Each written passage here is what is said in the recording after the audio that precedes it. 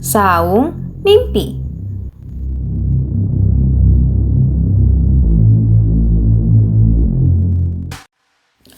Orang tua pasti mengharapkan anaknya memiliki kehidupan lebih baik, lebih bahagia, dan lebih mempunyai kesempatan berkembang.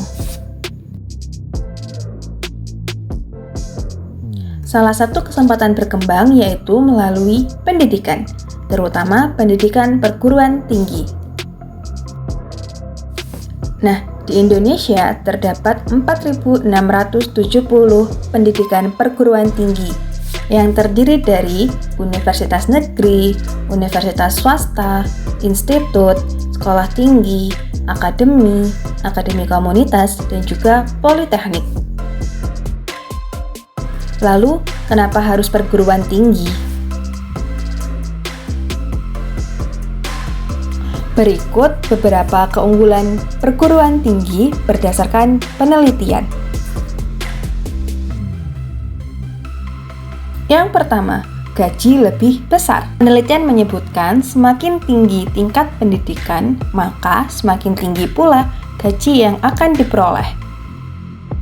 Kedua, status dan kesejahteraan keluarga. Mengapa?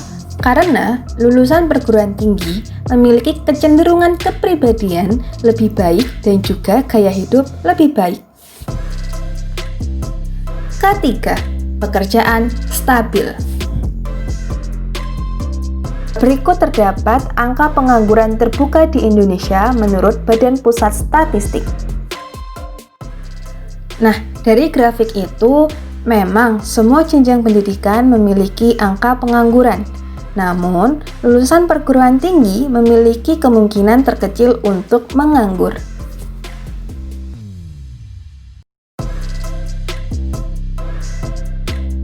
Manfaat perguruan tinggi lainnya, meningkatkan kemampuan berpikir kritis, meningkatkan kemampuan menjalin hubungan antar sesama, dan meningkatkan kesejahteraan psikologis sehingga bisa memaksimalkan potensi diri.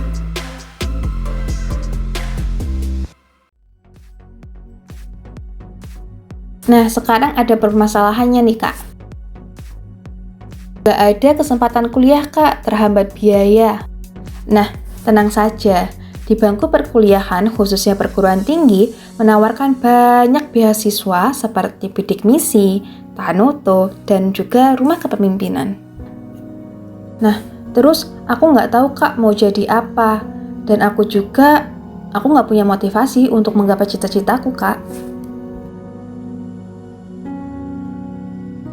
Nah, aku ada tipsnya nih. Aku nggak tahu mau jadi apa, Kak.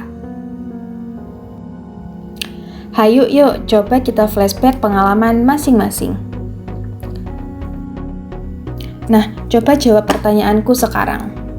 Nah, dulu itu aku kira-kira pernah berhasil ngapain ya? Terus, apa ya yang mau aku perbaiki dari pengalamanku itu?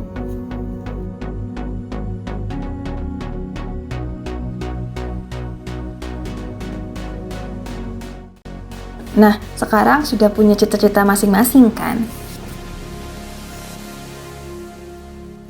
Aku mau kasih tips meningkatkan dan mempertahankan motivasi menggapai cita-cita.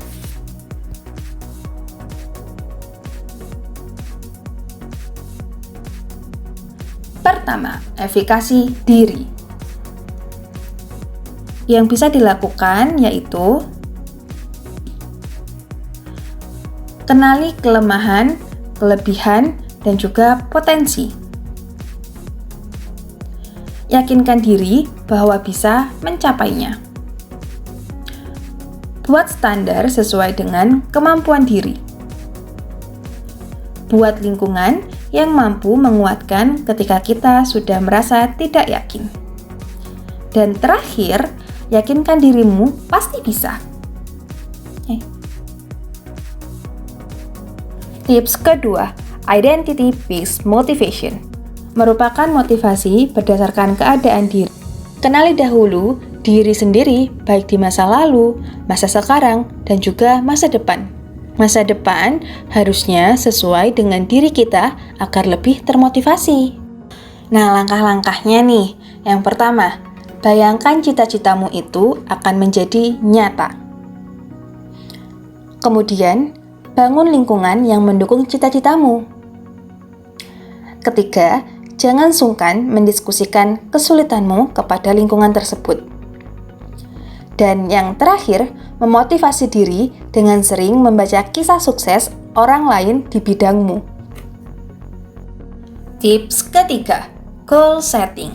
Langkah-langkah yang bisa dilakukan yaitu kenali potensi dan kemungkinannya, tetapkan dan tuliskan cita-cita, target, dan tujuan akhir.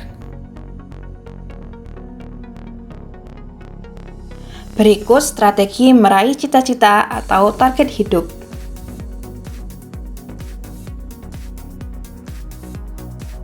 Metode pertama, SMART.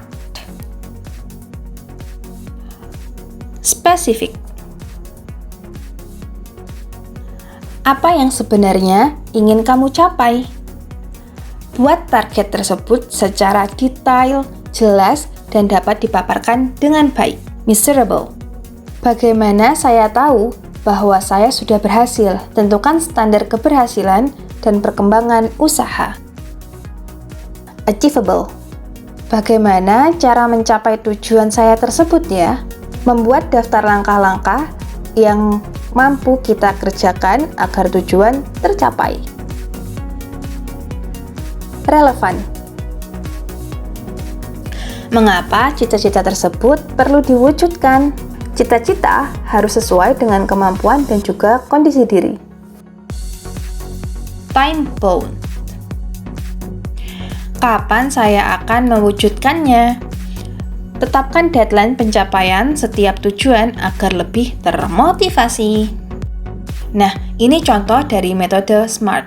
Saya akan mendirikan restoran apung terbesar pada tahun 2025 dengan cara kuliah di Fakultas Ekonomika dan Bisnis terbaik di Indonesia dan harus memulai bisnis startup. Saya harus mencapainya agar dapat membanggakan keluarga saya. Metode selanjutnya adalah life map. Buat target atau tujuan dalam beberapa rentang waktu. Misalnya dalam 5 tahun mendatang, 10 tahun mendatang, ataupun 20 tahun mendatang.